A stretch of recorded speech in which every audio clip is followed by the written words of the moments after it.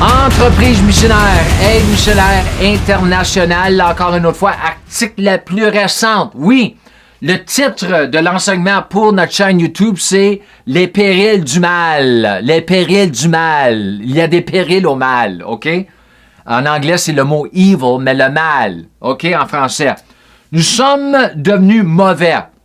Oui, nous sommes devenus mauvais. On voulant dire ce qui signifie que nous n'avons pas été créés mauvais, car nous avons été créés dans l'image de Dieu. Oui, mais à cause de la chute de l'homme, nous sommes devenus mauvais et plongés dans les ténèbres. Il suffit de lire Genèse 6. S'il vous plaît, lisez Genèse 6 avant l'inondation globale, OK? Avant l'arche de Noé, tout cela. Genèse 6, ou même l'histoire entre les deux frères Caïn et Abel. Un a tué l'autre après la chute de l'homme. OK? Ça, c'est le mal. OK?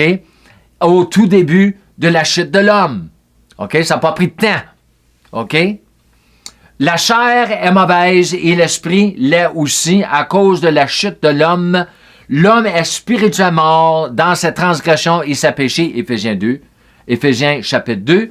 C'est pourquoi il a besoin de naître de nouveau spirituellement, de naître de l'Esprit Saint, de la semence incorruptible née de Dieu, d'être régénéré. Tite 3, 5. L'homme est esprit, il a un âme et il vit ou habite dans un corps. OK? Alors, il faut comprendre tout cela. Le mal, le méchant qui se passe dans le monde est fait à travers du corps humain, mais ça vient du cœur.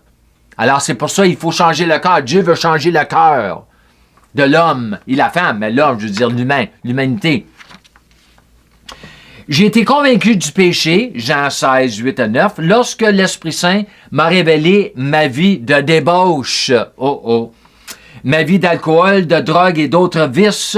Je n'avais jamais autant pleuré, sauf lorsque ma mère a quitté ce monde l'année dernière pour rejoindre le Seigneur à l'âge de 96 ans.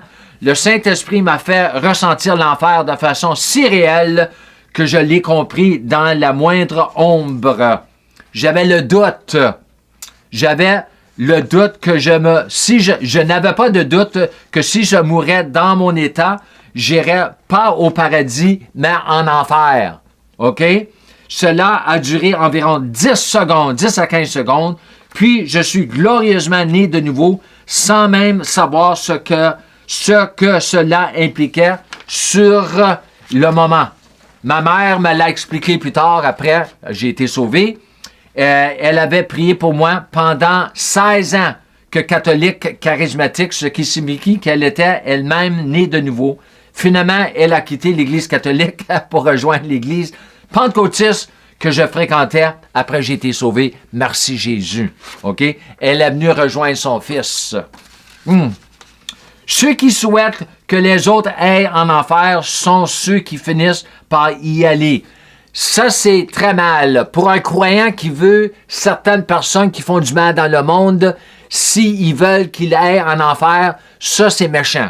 OK? Parce qu'à cause de ce que Jésus a accompli pour eux, il faut prier pour eux. Qu'ils aient une rencontre avec Jésus-Christ avant qu'ils meurent. Parce que Jésus est mort pour eux. OK? Jésus est devenu péché avec leur péché pour qu'ils deviennent la droiture de Jésus-Christ, la droiture de Dieu en Christ. 2 Corinthiens 5, 21. Dieu a créé l'enfer pour le diable.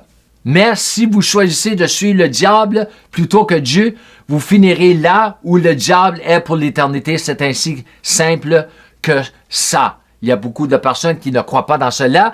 Il y a beaucoup de personnes qui ne croient pas, ils ne comprennent pas cela, mais c'est la vérité. OK?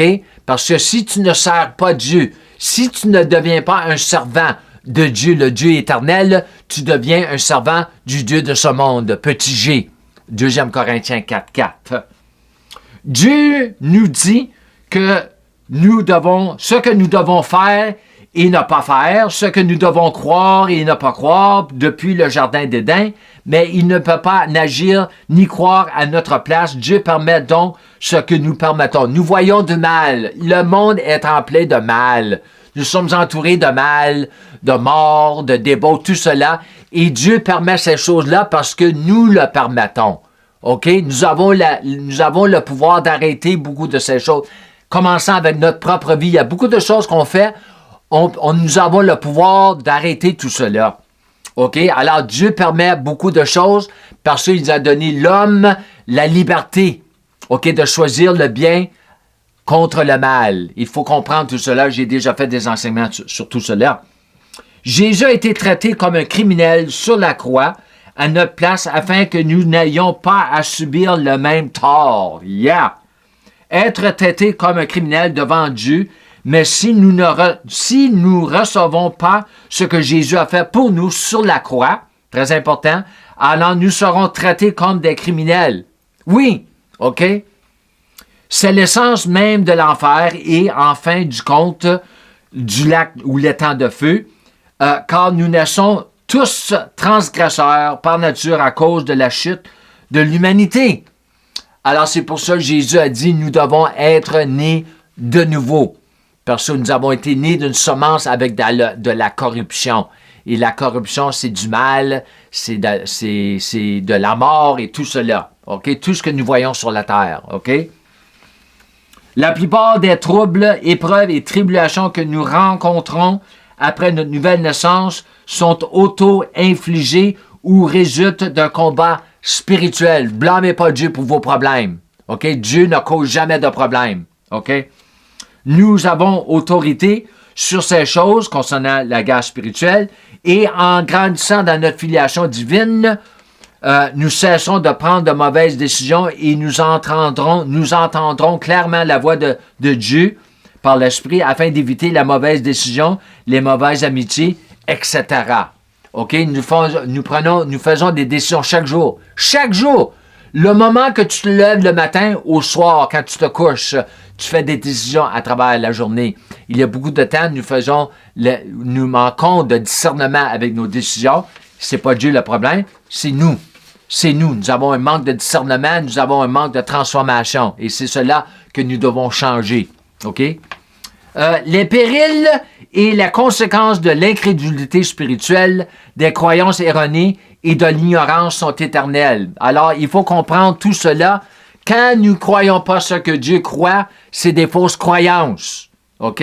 Si vous ne croyez pas en Dieu, je comprends tout cela. Moi aussi, il y avait un temps, je ne croyais pas en Dieu. Nous sommes tous nés athées. Mais s'il y a des choses que nous ne croyons pas, que Dieu croit, ça va nous affecter pour l'éternité. OK? Même comme croyants. Moi, je connais beaucoup de croyants. Ils croient des choses que Dieu ne croit pas. OK? Ils croient contre la parole ou ils croient des choses de la parole qui a été mal interprétée. OK? Alors, c'est là que tu rentres dans les fausses doctrines et tout cela. Je n'ai pas le temps de rentrer dans tout cela. OK? Alors, et aussi l'ignorance. Il ne faut pas être ignorant concernant la volonté de Dieu pour notre vie et pour la race humaine et pour l'Église. OK? Il ne faut pas être ignorant. Il faut enlever l'ignorance avec la parole, avec la prière, à travers l'étude et tout cela. OK?